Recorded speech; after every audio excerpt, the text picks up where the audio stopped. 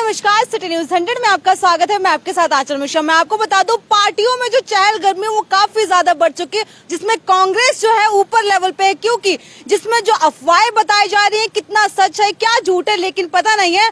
पर जो अफवाहें हो रही है कि टिकट बढ़ चुकी है, किसको टिकट मिली है, किस लिए मिली है, एक बार जानते हैं। हमारे साथ फरीदाबाद के कांग्रेस प्रदेश प्रवक्ता है सुमित गौड़ जी, इनसे जानने की कोशिश करते क्या ये सच है जो ये अफवाहें फैलाई जा रही है, क्या सच है ये जो टिकट बांट दी गई है जो अफवाहें फैल रही हैं। आंचल जी, ये साफ तौर पर कहना चाहूंगा, ये कोई कांग्रेस पार्टी की टिकट है।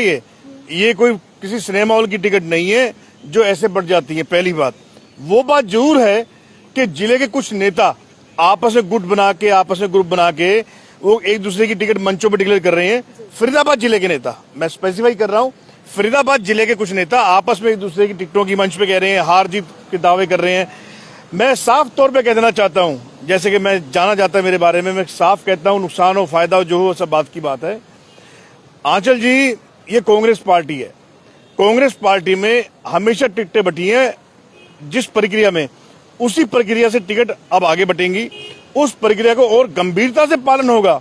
उस प्रक्रिया में क्या क्या है मैं बता देता हूं। उस प्रक्रिया में पहली बात तो है कि कांग्रेस पार्टी एआईसीसी की तरफ से प्लस स्टेट कांग्रेस की तरफ से एक सर्वे कराया जाता है चुनावों से 3-4 महीने पहले। पहली बात तो अभी तक वो सर्वे ही नहीं हुआ है, तो टिकटें कैसी बंदर बांट में कर रहे हैं मुझे नहीं पता। यहाँ जिले के जो नेता आपस में बांट रहे हैं, ऐसा बिल्कुल नहीं है।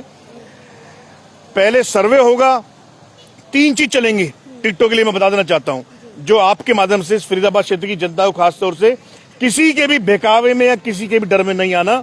ये कांग्रेस पार्टी की टिकट कैसे बटेगी मैं बताता हूँ।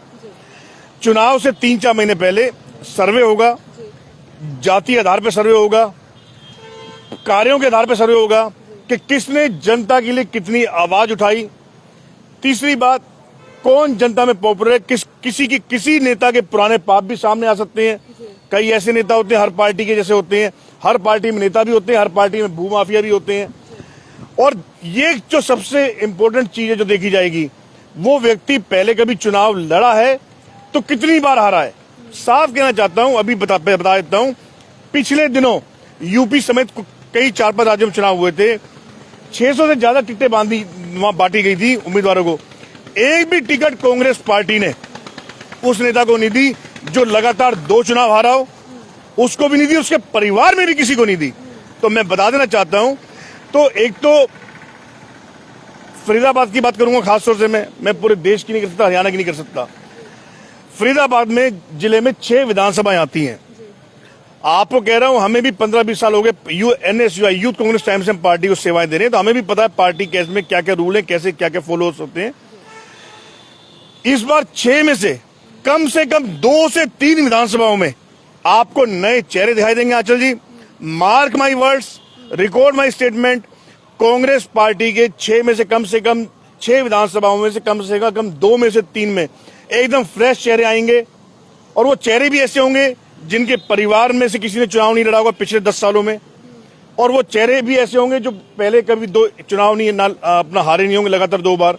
तो जनता ने जिन नेताओं को वहां एक बात जरूर है, अगर कोई ऐसा नेता है जो पहले कभी 1-2 बार विधायक रह चुका है और उसकी अच्छी परफॉर्मेंस रही है, और चाहे वो लगातार 2 चुनाव फिर हार गया है, तो उसको फिर भी कंसिडरेशन में नाम डाला जाएगा। और हो सकता है मौका देना चाहिए, और हो सकता है कि टिकट मिले भी। और जो रहा है बिल्कुल हक बनता है, जिन्होंने पार्टी को सेवाएं दी हैं, जो पहले विधायक रह चुके हैं, तो निश्चित रूप से उनको मिल सकता है। लेकिन जो एक बार भी जिन्हें जनता ने स्वीकारा नहीं, जिन्हें जनता ने एक नहीं 2-2 बार नकार दिया है, ऐसे व्यक्ति को कांग्रेस पार्टी में पद दिए जा सकते हैं, उसके काम किए जा सकते हैं, लेकिन वो भी जो जनता से जुड़े मुद्दे होंगे। लेकिन उस व्यक्ति को टिकट नहीं मिलेगी, ना उसके परिवार में टिकट मिलेगी, ये मैं गारंटी से कह रहा हूं। और ये अभी देखिए और सुन लीजिए इस बात को, पहले मैंने पुराना बता दिया यूपी का, अभी अक्टूबर नवंबर में 3-4-5 राज्यों के चुनाव आ रहे हैं। मध्य प्रदेश, राजस्थान, कई राज्यों के चुनाव आ रहे हैं। आप छत्तीसगढ़ के भी चुनाव है, आप देख लेना। उन हरियाणा के चुनाव तो अगले साल है। अभी जो 4 महीने बाद जो चुनाव आ रहे हैं, उनमें आपको पता चल जाएगा कि कितने लोगों के जो चुनाव में जो टिकट है, एक भी व्यक्ति को ऐसे को टिकट नहीं दिया जाएगा इन 5 राज्यों में, 4-5 राज्यों में, जो लगातार 2 बार चुनाव हार चुके हैं या जिनके परिया ना उनको दिया जाएगा जो लगातार 2 चुनाव हार चुके हैं, ना उनके परिवार में किसी को दिया जाएगा। क्योंकि कांग्रेस पार्टी ने देख लिया है जनता बहुत परेशान है, और कांग्रेस पार्टी को भी अगर वापस फिर से जनता की सेवा करनी है तो बड़े सोच समझ के टिकटें बांटनी पड़ेंगी, छवि देखनी पड़ेगी। वो कोई भूमाफिया तो नहीं रहा, कोई ब्लैकमेलर तो नहीं रहा, कोई हर तरह के लोग होते हैं। तो अब जैसे हमारे फरीदाबाद में एक नेताजी तो ऐसे हैं, वो एक नेता कांग्रेस पार्टी का भी ऐसा है और बीजेपी के भी एक ऐसे नेता है। वो नेताजी हमारे कांग्रेस पार्टी के जैसे माइक पकड़ते कहते हैं मेरी विधानसभा, ठीक है जी, मेरी विधानसभा। तो मैं बता देना चाहता हूं, मेरी विधानसभा वर्ड वही नेता यूज कर सकता है जो अपनी विधानसभा से एक बार भी चुनाव जीता हो। कोई भी बड़ा प्रोग्राम होता है। आप चाहते हैं कि फरीदाबाद में विधानसभा में कोई इलेक्शन लड़ता है तो वो मतलब अगर नाम है उसका तो लड़ सकता है, अगर अदरवाइज नहीं कर सकता। नहीं, नाम नहीं, जैसे कोई बड़ा नेता अगर प्रदेश से आया तो हम सबको बारी कहीं हमें मौका मिलता है बोलने को, कहीं उसको मौका मिलता है। काम अच्छे कर रहे हैं तब तो वो लड़ ही सकता है। हाँ, लेकिन वो ये नहीं कह सकता ना मेरी विधानसभा। मेरी विधानसभा वर्ड वही यूज कर सकता है जो कभी एक आधी बारी उस विधानसभा से बना हो, जो पूरे देश से कहीं से नहीं बना। कैसे कह सकता है मेरी विधानसभा? मेरी विधानसभा कहने का हक उसी को है जो वहां से एक बार कभी बन चुका हो। तो आपके नजर में ऐसे कौन से चेहरे हैं जो विधानसभा अपनी बोल सकता है? ऐसे नेता बहुत हैं, कांग्रेस में भी बीजेपी में भी हैं। मैं जिनको कह रहा हूँ साफ आप लोग समझ रहे हैं, जनता भी समझ रही है। साफ कह दिया 6 में से 2 से 3 विधानसभा में नए चेहरे आएंगे, और जो चुनाव लगातार 2 बार हार चुके हैं उनको या उनके परिवार में टिकटें नहीं मिलेंगी। इस चीज को तो हम सुनिश्चित कराएंगे ना। हम पार्टी के वफादार कार्यकर्ता हैं, पार्टी का भला चाहते हैं, अपने क्षेत्र की जनता का भला चाहते हैं। और आप देखिए, मैं आपको एक चीज बताना चाहता हूं,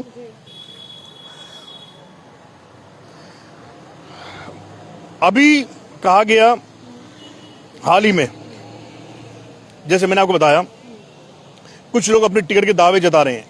देखिए, जो आपस में जिले के कुछ नेता जो आपस में बंदरबाट करके सेटिंग करते हैं, वो उसकी मंच माइक पकड़ रहा है, वो उसकी टिकट कंफर्म बता रहा है, वो उसकी बता रहा है, तो ठेंगा ही मिलना है। तो मतलब ऐसा हम सोच सकते हैं, आपकी बातों से सोच सकते हैं कि वो जो 6 नए चेहरे आने वाले हैं उनमें से आपका भी एक नया चेहरा हो सकता है। देखिए, मैं कह रहा हूँ चाहे मेरे को भी पार्टी बनाए, चाहे किसी और को बनाए, लेकिन 2 में से 3 इन 6 विधानसभाओं में से 2 में से 3 में बिल्कुल नए चेहरे होंगे।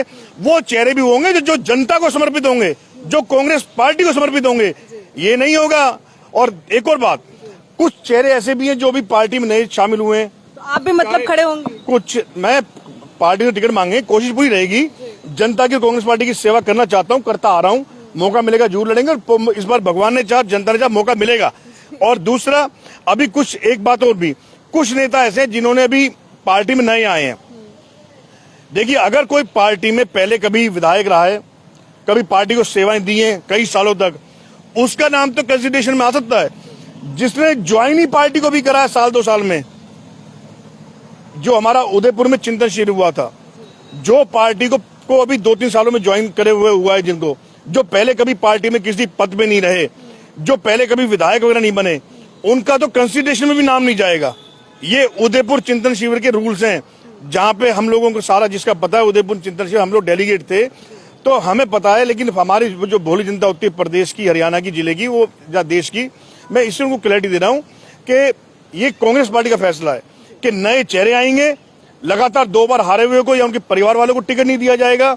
और जिसने जनता के लिए और कांग्रेस पार्टी के लिए काम किया होगा, और जिसका सर्वे में नाम ऊपर आएगा, और जिसने कभी जनता को ब्लैकमेल नहीं किया, जनता से लूट खसोट नहीं मचाई, जिसने कभी प्रॉपर्टी डीलिंग के धंधे को गलत तरीके से नहीं किया, उसी व्यक्ति का नाम कंसिडरेशन में होगा।